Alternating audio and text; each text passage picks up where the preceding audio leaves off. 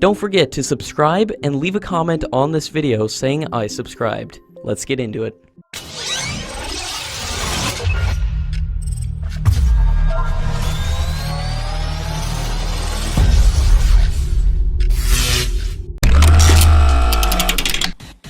In a major development, the first Apache helicopter built for India was formally handed over to the Indian Air Force at Boeing production facility in Arizona, and the first batch of 6 helicopters will be shipped to India by July 2019.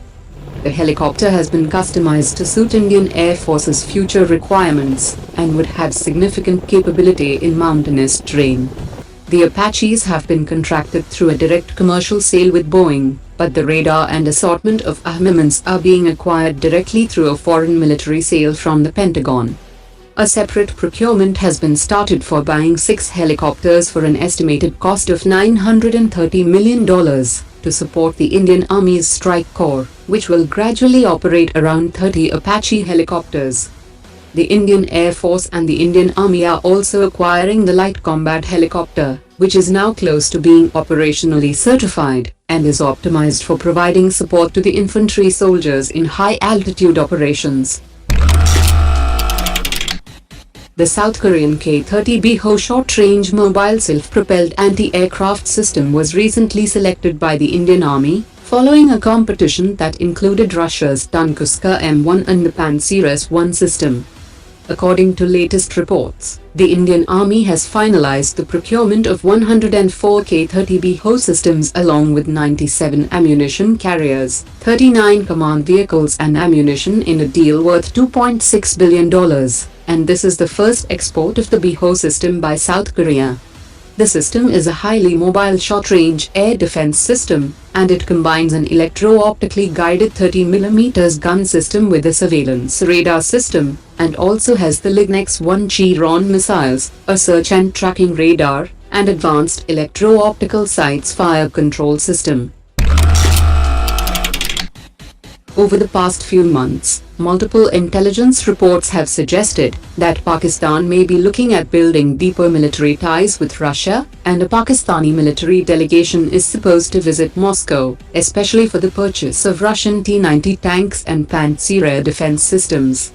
According to latest reports, Russian officials have said that Russia's cooperation with Pakistan is very limited, and it will not sell such defense equipment to Pakistan. Russia have already informed the Indian government and has assured that Russia will not be selling such equipment to Pakistan, and Russia will continue to back India as it values its historical relationship with India.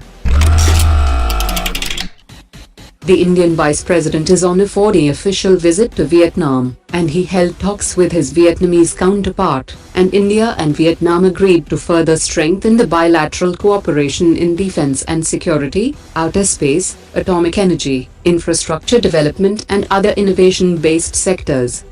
The bilateral trade between India and Vietnam has doubled from $7.8 billion from 2015 to $14 billion in 2018, and is expected to reach $15 billion by 2020. There will be a direct air connectivity between the two countries, and Indigo is starting direct flights between India and Vietnam later this year. According to latest reports, U.S. Navy Chief Admiral John Richardson will be on a 3-day visit to India to meet his Indian counterpart and other senior officials to strengthen the strategic partnership between the two navies, and will emphasize the importance of information sharing and exchange. His visit comes amid the participation of the Indian Navy with the navies of the US, Philippines and Japan in their first joint naval exercise in the South China Sea.